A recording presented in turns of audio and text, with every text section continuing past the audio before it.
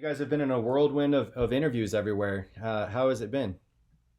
It's been fun. It's been a lot of fun, a little overwhelming at times, just from all the messages and the interviews and the scheduling on top of I work two jobs and she works 12-hour shifts at the hospital. So Wow. it's been overwhelming, but God's got us through it. So, Yeah. Well, it's cool that you have a platform coming out of something that has been a dark background and has given you a positive platform to inspire who knows how many other people. I think that's just really, really cool. yeah, it's been amazing to see how far it's reached. We've had people from New Zealand and France and Belgium, the Netherlands.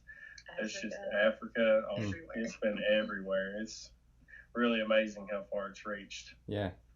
So I have some questions about that and the reach and how many times your story has been shared. But let me come to that back to that in a few moments. So this morning we have started a brand new series called Reset in our church at Pinion Hills Community Church, and it's all about the idea of pushing the reset button in life. And you guys have a story that relates to that. So give me a little bit of a background as far as your story and how you have hit the reset button in your life. I've dealt with addiction. We've actually both dealt with addiction since about 9. We both picked up cigarettes. By 12, we were drinking and smoking weed. My stories are pretty similar. She started doing meth a couple years before me. Uh, Mine was in because I lost a little brother to a car wreck whenever he was drinking and driving. Uh, Lost my kids, stuff like that. Been in and out of jail. Just been the rock bottom of everything.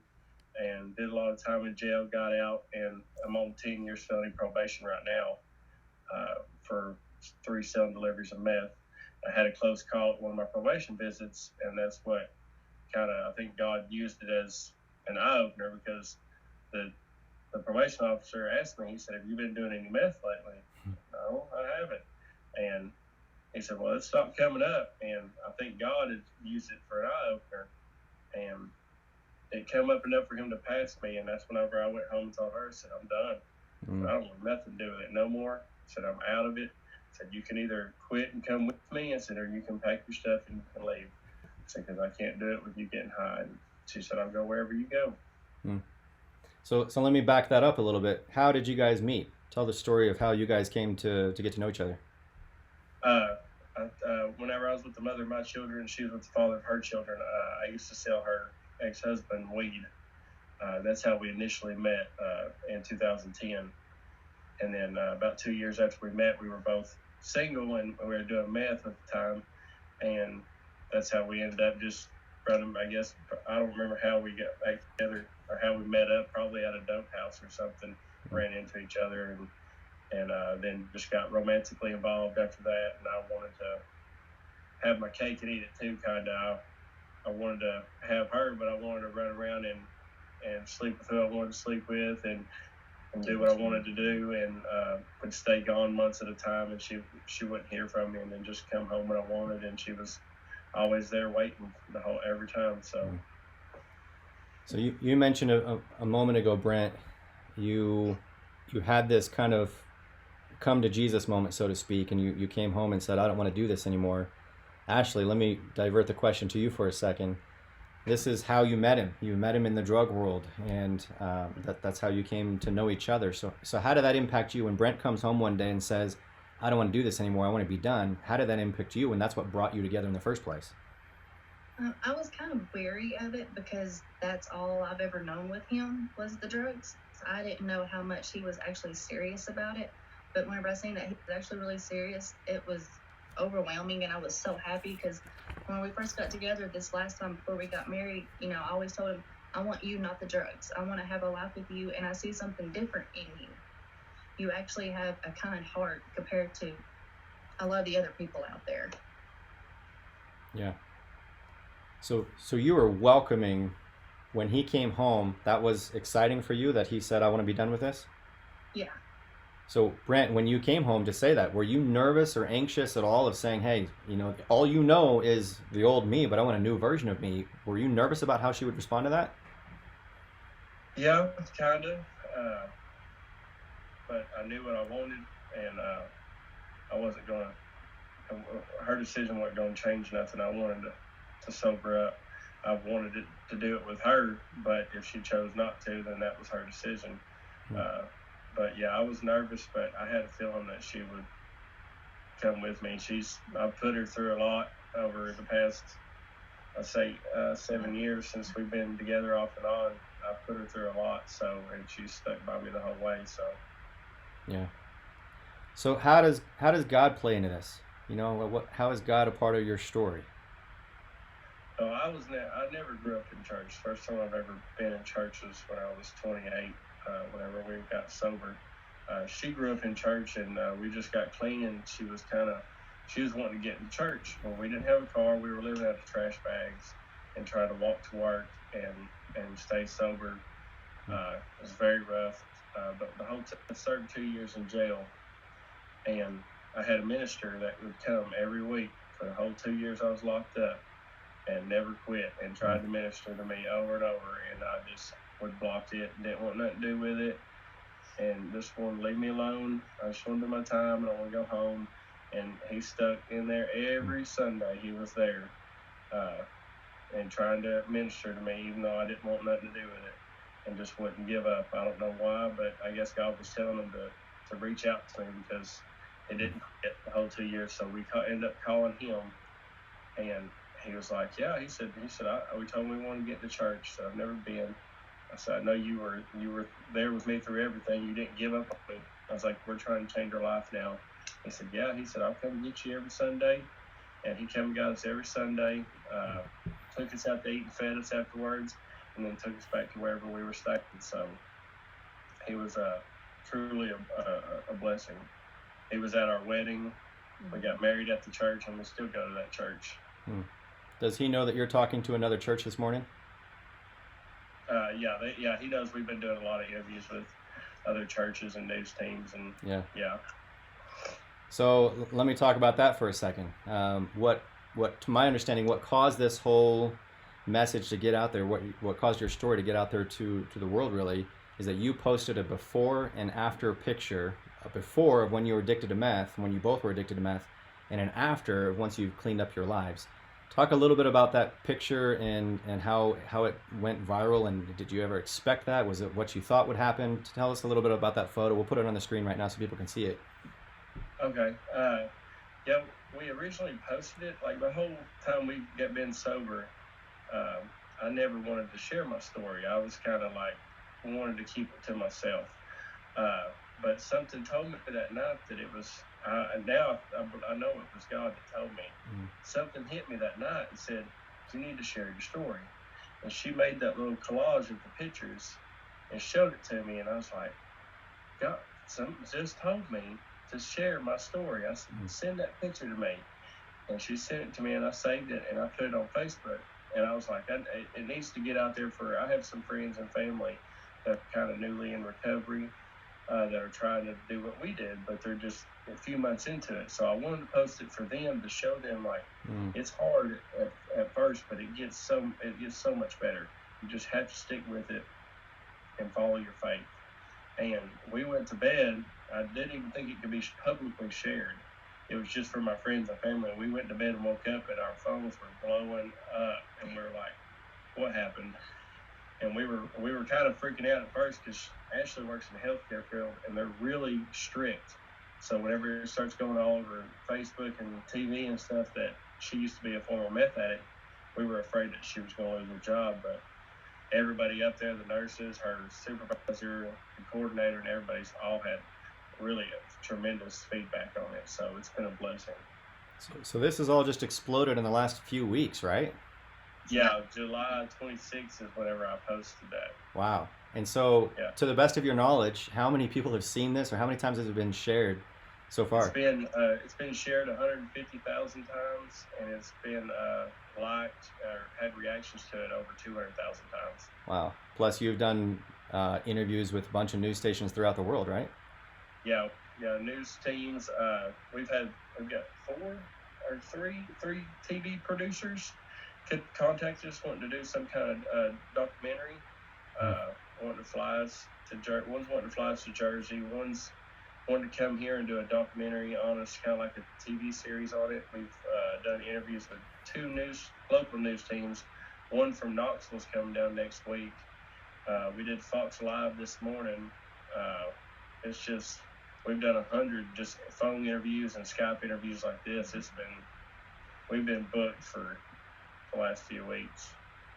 Thank you for your willingness to add us to your rotation. You guys are pulled in all sorts of different directions, but that's the beauty of your story, is that God's going to impact so many different people through your story and through the inspiration. The world needs it right now. The world's gotten so bad, it needs that. I think that's why God made it go viral like that. Is the world's gotten so bad with drugs, with overdoses and everything. Just, it needs to get out there that you don't have to live that life. Right. There is hope. So you guys are out of Tennessee, correct? Yes, Cleveland, Tennessee. So where we are is a little town called Farmington, New Mexico. Meth addiction has exploded in the last several years. There used to be a reliance upon alcohol. Really, the drug of choice in the last few years has turned to meth. Now, meth isn't the only drug people use. It's not the only addiction that people have. Some people are addicted to gambling or pornography or whatever it may be. So there's a lot of different addictions. But given the journey that you two have been on, what would you say is the message that you have to people that are watching in our congregation or on our live stream? What message do you have to send to them as far as hope and inspiration for getting through an addiction, something in their life that they know they need a reset from in their own lives? What would you tell them? It's just not the life to live. It seems like it is at the time, and I know whenever I was in my addiction, I felt like I was trapped in it. Like, you can't get out. Once you're an addict, you're just an addict, and it's not true. I wish I'd had somebody there to tell me. But thankfully, God showed me that. You can't straddle the fence with your faith either. I tried that, and it just don't work. It's like kind of getting married to somebody and then only wanting a part of her. She can give the other part to somebody else. Nobody want to do that. God don't want part of you. He wants all of you. You can't straddle the fence. You have got to surrender yourself completely and give it to Him, and He will lead you the way He led us the whole way. And it's been blessing after blessing. Just whenever we think He can't bless us anymore, here it comes again. So it's just been amazing. That's awesome. What I love what you just said, Brent, is that God doesn't just want a portion of you. He wants all of you. Yeah. And you, both of you, are a living testament to that. And I think that's inspirational. So thank you for that. Is there anything else that you would want to share with our congregation that's watching right now? Just to follow Christ, and I never knew Him for a long time. If you don't know Him, just get in the Word, pray about it, and He'll talk to you. He'll lead you. Yeah, He'll lead you. You have to. We talked about it in church the other day. You have to surrender to the storm. When they fight the storm, it'll tear you apart. You just turn around and just surrender to the storm. He'll guide you wherever you need to go. So it's just, you got to follow Jesus Christ. That's a great message. Brent, Ashley, thank you so much for your time and joining us this morning. We really appreciate it. We're inspired by your story, and we hope that your words go to continue to impact people throughout the United States and throughout the entire world. So thank you for your willingness to share what could be vulnerable and what could be something that you don't want anybody to know about. You're willing to tell the world your story, and because of that, you're inspiring and motivating millions of people. So thank you for joining us this morning. Thank you. Thank you for having us. You're welcome. You guys really do have a crazy story. And Thank you. I'm thankful for your time. I know you're drawn one direction or another direction, and as you go through all these interviews, continue as you've been today. Continue to be bold and courageous with your story, and be unapologetic about it, and as you have been today. But I'm thankful for you. I used to be real like I felt vulnerable. I didn't want to feel that way. I grew up in a family where you weren't allowed to have like emotions. You're not allowed to cry. Yeah. You're just not allowed to have stuff like that. And I just felt like I wasn't a man if I shared it. And I guess God just kind of gave me that nudge, and He's like, it's time. Your story, even if it just helps one person, it's worth it. If it brings one person to Christ and to recovery, then it's worth me being vulnerable and sharing my story to them. Yeah. So. Yeah. That is so true, and I think aside from the addictions that and overcoming that, there's so many people that have struggles, and they're unwilling even to help the one person, even though their story could be an inspiration, they're too fearful and too worried about what are people going to think about me. Like you said, Ashley, with am I going to get fired? What happens when this goes public? Like, do I lose my job? Do I lose my reputation? Do I lose respect from people? And we almost even deleted the post because of that, and something just told us, we talked about it. We're like, if you lose your job, we're going to be in trouble with bills and stuff. And we just prayed about it, and we talked about it, and God told us to leave it up. Yeah. Don't take it down. Everything will be okay. And we did, and it finally come out at her work, and everybody was coming to her and saying, "We're so proud of you. That is just amazing." And even her boss texted her today and said, "I seen your post on Facebook." And she's like, "Okay." And she said it's an incredible story. She said that is such a blessing. And we were like, "Woo!" Yeah. So yeah. It's been he definitely guided us through all of this. So it's been a blessing. So that was even just today that your boss called you about that.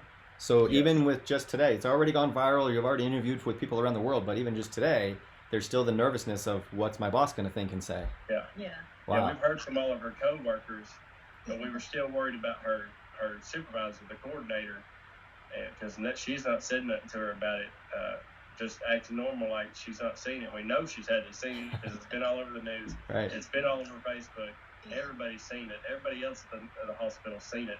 So we were really worried, and she finally texted today and said and let us know. So, and then we got the calling to go volunteer at hospice. So we're led to we want to volunteer work, and something told us to help this new hospice group. We have a friend that she's a coordinator at Erlanger. She just happened to quit and go up there and take over up there. So we're going to start volunteering doing that too. So it's going to be something new for me. She's already in that field, but I'm not. I haven't. So I'd like to be a nurturer and try it and see how it works. Yeah, and who knows? Who knows where God takes you from here? Yeah. This could very well turn into something that you both go in a different direction, and this becomes an entire path of going to churches and speaking, or going to different cities and sharing your story, and it could very well turn into that. And how beautiful would that be to know that the darkest part of your life turns into the brightest purpose that you have. Yeah, we're already booked at a few Celebrate Recoveries in the next 6 months.